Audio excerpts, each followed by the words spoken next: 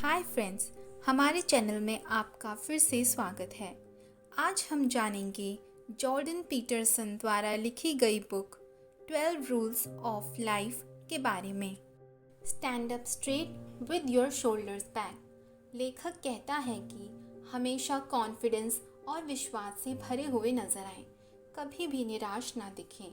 Confidence से भरा हुआ आदमी कंधे सीधे करके चलता है, जबकि एक थके हारे आदमी के कंधे झुके हुए नजर आते हैं।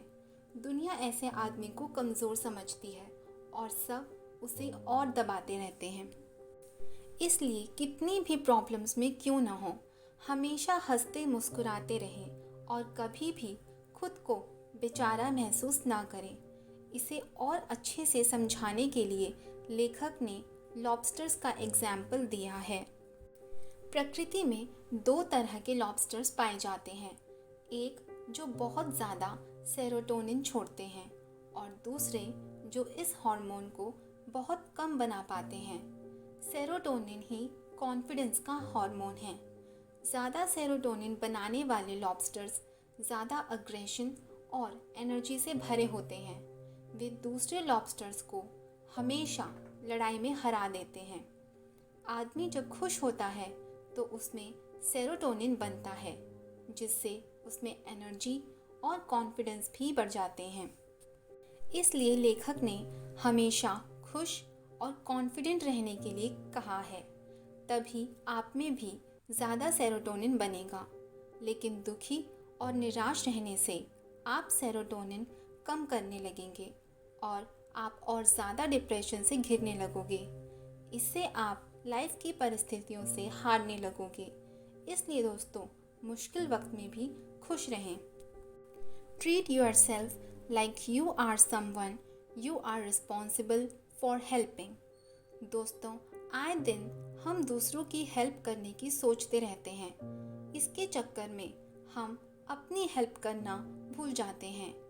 क्या आपने कभी खुद को किसी काम के लिए अप्रिशिएट किया है? नहीं, आप हमेशा दूसरों को अप्रिशिएट करते हो या थैंक यू बोलते हो। इसलिए पहले खुद से प्यार करना सीखें। अपनी गलतियों के लिए खुद को माफ़ करें और कभी भी पश्चाताप ना करें। पास्ट की गलतियों से सबक लेकर आप आगे बढ़ते रहें।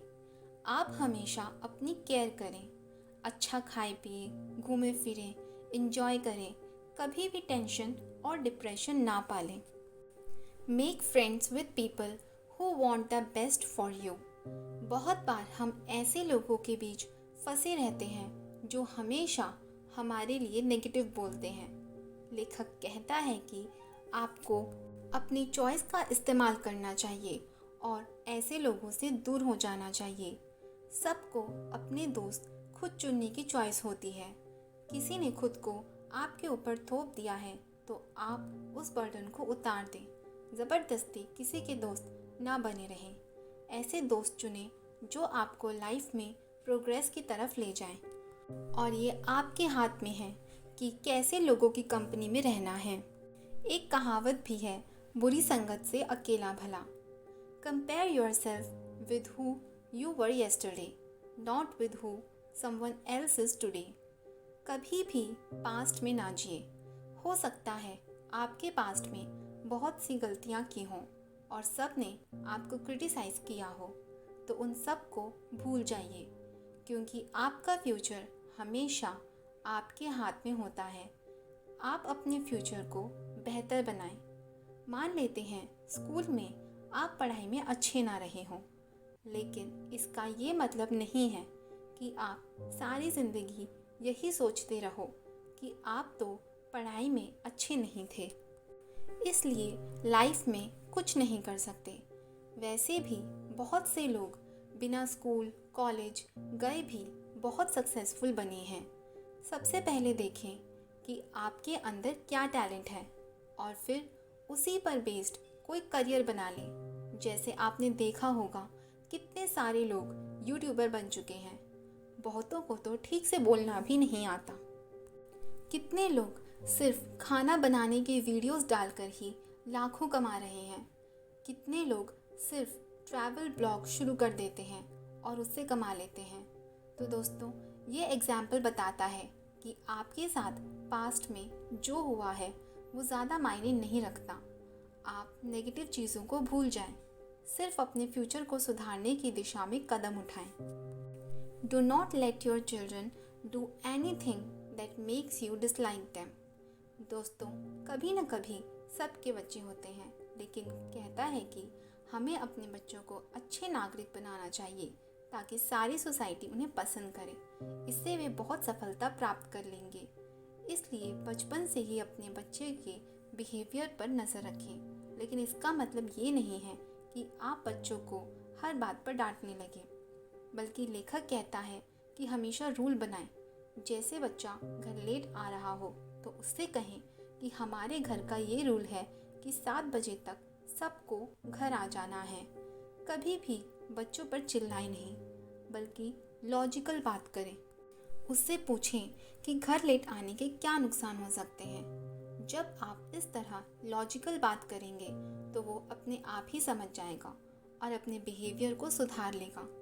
अगर बच्चा अच्छा कार्य करता है तो उसके लिए हमेशा उसे अप्रिशिएट करें।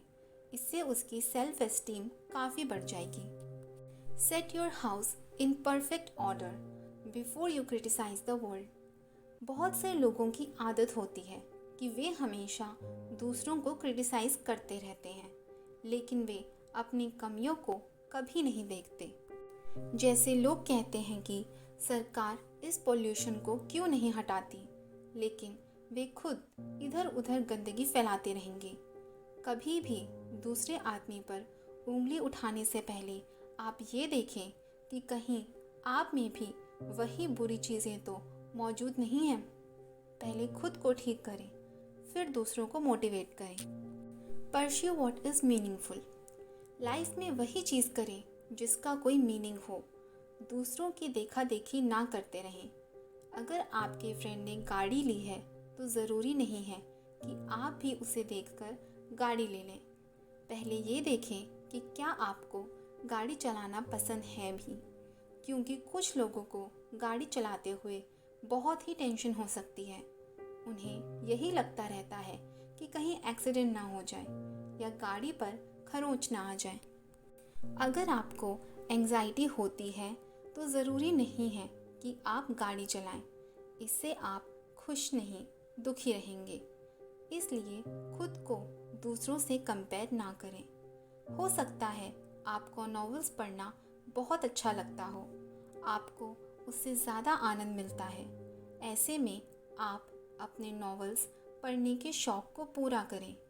ऐसे ही ऑफिस में दूसरों की देखा देखी फालतू के कॉन्फ्रेंस या सेमिनार में भी जाने की ज़रूरत नहीं होती। जितना ज़रूरी है उतना ही करें। टेल द ट्रुथ और एटलीस्ट डोंट लाई।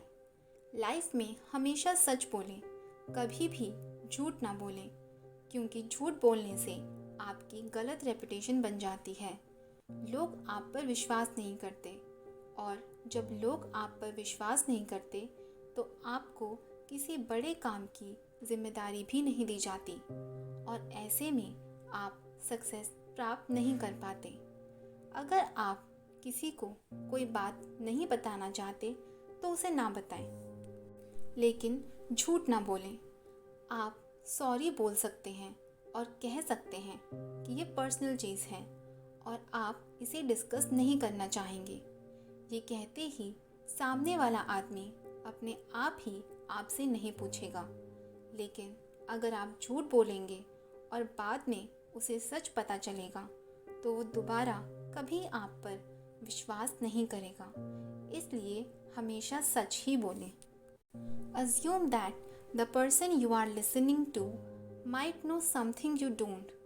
बहुत से लोग आजकल दूसरों की बात सुनना ही नहीं चाहते।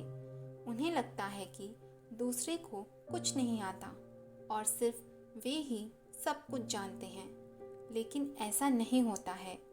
सबकी ज़िंदगी में अलग अलग एक्सपीरियंस होता है। लोग अपने एक्सपीरियंस से ही हमें बहुत कुछ सिखा सकते हैं। इसलिए जब भी आप दूसरों से बात करें तो यही सोचें कि शायद ये मुझे कुछ नई चीज़ बताएगा। इससे आप बोर नहीं होंगे और आप दूसरे की बात को अच्छे से समझ भी पाएंगे। इससे दूसरे के मन पर भी आपके प्रति बहुत अच्छा इम्प्रेशन बना रहेगा। आजकल तो जब भी लोग दूसरों से मिलते हैं तो पहले ही फ़ोन निकाल कर बैठ जाते हैं। इससे दूसरे को बहुत ही अपमान महसूस होता है और वह मन ही मन आपसे चिढ़ जाता है। इसलिए जब किसी से मिले तो उसकी बात ध्यान से सुने। फ़ोन तो आप घर पर सारा दिन देख सकते हो। Be precise in your speech. कुछ लोगों को फालतू बोलने का इतना शौक होता है कि वे घंटों बोलते चले जाते हैं। उनके फालतू के ज्ञान से दूसरे लोग बहुत ही बोर हो जाते हैं और वे मन ही मन उन्हें कोस रहे होते हैं। दोस्तों, आज इंटरनेट का ज़माना है और लोग ज्ञान की बातें यूट्यूब और इंटरनेट पर ही देख सुन लेते हैं। लोगों के पास इतना टाइम और इंटरेस्ट नहीं होता कि वे दूसरों के पकाऊ भाषण सुनते रहें। इसलिए आज की डेट में आपको अगर स्पीच देनी है तो उसे बहुत ही ब्रीफ रखें और उसमें बेसिर पैर वाली बातें ना करें। कुछ ऐसा बोलने की कोशिश करें जो दूसरे ने कभी सुना ही ना हो, चाहे वह कोई प्रेरक घटना हो या कोई चुटकुला हो। जो कुछ भी बोलना है उसे ब्रीफ में बोलें और अपनी स्पीच को जल्दी से जल्दी ख़त्म करें। इससे सब लोग आपकी रिस्पेक्ट करेंगे। Do not bother children when they are skateboarding. जब बच्चे खेल रहे हों तो उन्हें कभी डिस्टर्ब ना करें। कई बार माँ बाप पबजी खेलते हुए बच्चों को बीच में ही डांटने लगते हैं। इससे कई बार बहुत बुरे अनुभव भी हो चुके हैं। इससे अच्छा ये है कि बच्चे से पूछकर उसके खेलने का टाइम फिक्स कर दें। उससे ज़्यादा वीडियो गेम खेलने के नुकसान के बारे में पूछें और गाइड करें। फैक्ट्स का सहारा लें। इसके बाद बच्चे को खेलने दें, लेकिन जब टाइम ख़त्म हो जाए तो आप बच्चे को रिमाइंडर दें। लेकिन इसके बाद बच्चा अगर 5-10 मिनट की रिक्वेस्ट करता है तो आप उसकी रिक्वेस्ट मान लें, क्योंकि हो सकता है बच्चा गेम के मिडिल में हो और वह उसे ख़त्म करना चाह रहा हो। इस तरह से एज पेरेंट आपका भी सम्मान बना रहेगा और ऐसा बच्चा आपकी इज्जत करेगा। कुछ पेरेंट्स कभी भी अपने बच्चे को नहीं टोकते। आगे चलकर ऐसे बच्चे पेरेंट्स को जेब में रखते हैं। उन्हें कोई डर नहीं होता और वो बिगड़ भी जाते हैं। दूसरी ओर जो पेरेंट्स हमेशा डांटते रहते हैं, उनके बच्चे भी बड़े होकर उनसे दूर रहने लगते हैं और उनका सम्मान भी नहीं करते। इसलिए रूल्स बनाना सीखें और उन्हें सिचुएशन के अनुसार फ्लेक्सिबल भी करना सीखें, लेकिन हर हाल में उन्हें फॉलो करें, अन्यथा बच्चे को वे सिर्फ मजाक लगेंगे। Pet a cat when you encounter one on the street. इस रूल का मतलब है कि जीवन की छोटी छोटी खुशियों में खुश होना चाहिए। बहुत सारे लोग सोचते हैं कि जब उनकी जॉब लग जाएगी तो उन्हें खुशी मिलेगी। कुछ लोग सोचते हैं जब तनख्वाह बढ़ जाएगी तो खुशी मिलेगी। ऐसे ही लोग गाड़ी, बंगला, प्रमोशन आदि से अपनी खुशी को जोड़ कर रखते हैं, लेकिन ये चीज़ें हासिल करने में काफ़ी टाइम लग जाता है।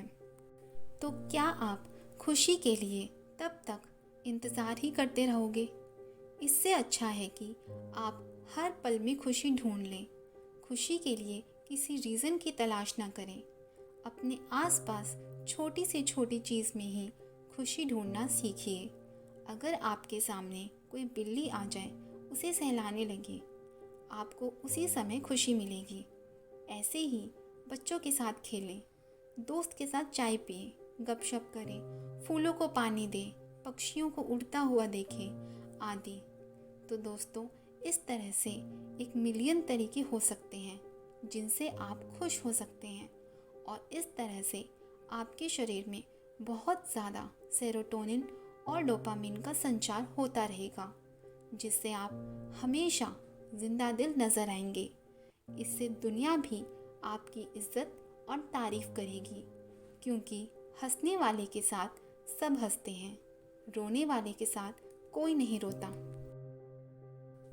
उम्मीद है कि ये वीडियो आपको बहुत पसंद आई होगी। प्लीज़ इस वीडियो को लाइक, शेयर और सब्सक्राइब करें, ताकि हम आपके लिए इसी तरह और भी इंटरेस्टिंग और नॉलेजेबल वीडियोस लाते रहें।